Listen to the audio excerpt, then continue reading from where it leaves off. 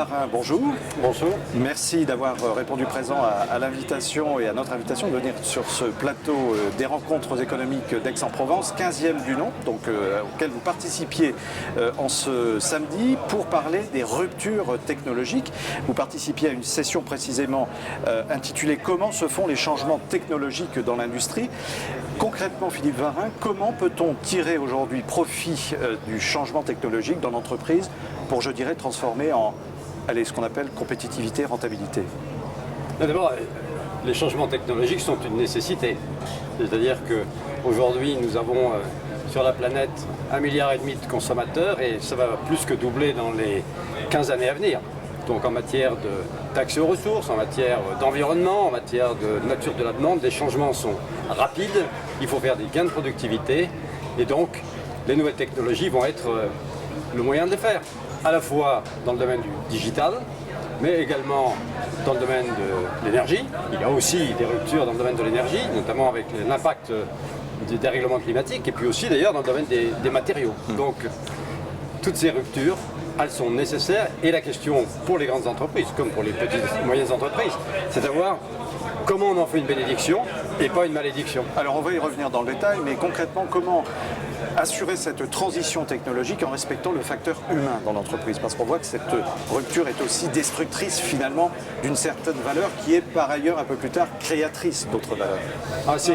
Ces ruptures qu'on appelle technologiques ont une dimension humaine énorme. Et c'est un défi pour nos entreprises parce que pour être capable de faire de ces ruptures technologiques cette bénédiction, il y a des conditions. Première condition, c'est de travailler dans des organisations beaucoup plus collaboratives, multidisciplinaires. Souvent des organisations dans lesquelles l'esprit français n'est pas toujours à l'aise. Bon, c'est une première condition. Puis la deuxième condition, on parle beaucoup de la génération des digital natives. Mais en fait, il faut que toute l'entreprise progresse en maturité digitale. Ce qui veut dire des efforts en matière de formation, d'apprentissage qui sont très importants.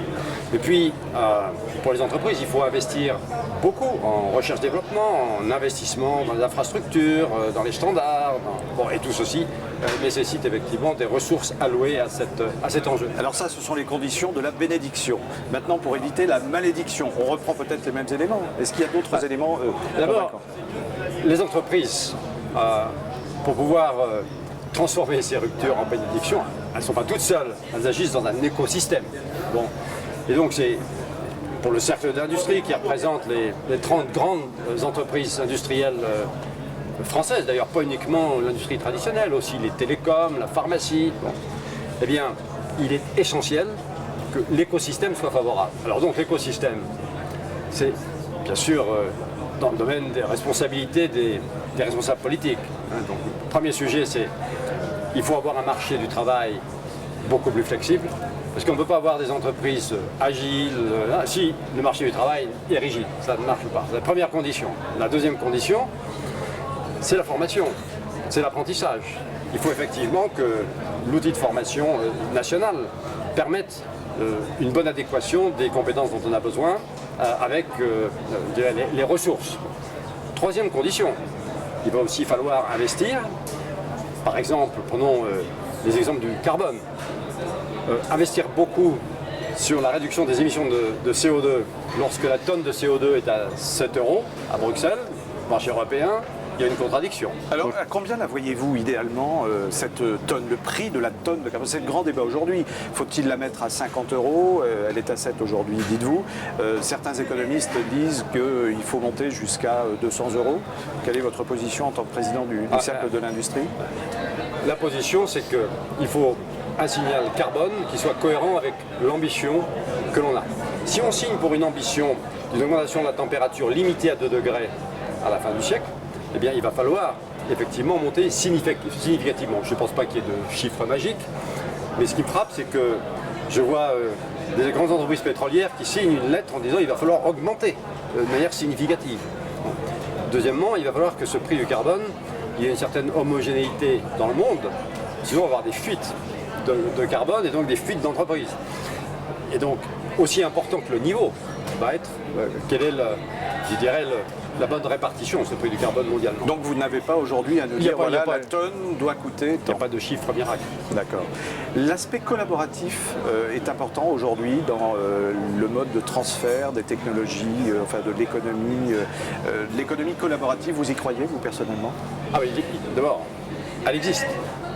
Et dans les différents secteurs industriels, la digitalisation va toucher les secteurs industriels, pas tous de la même manière. En premier chef aujourd'hui, des industries comme l'automobile ou comme la logistique sont vraiment touchées.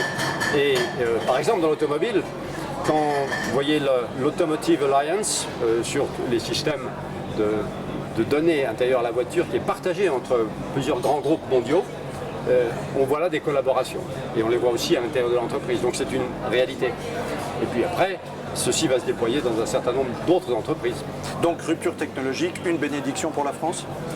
Ah, ce doit être une bénédiction, nous n'avons pas le choix et nous en avons tout à fait les capacités. Merci infiniment Philippe Varin.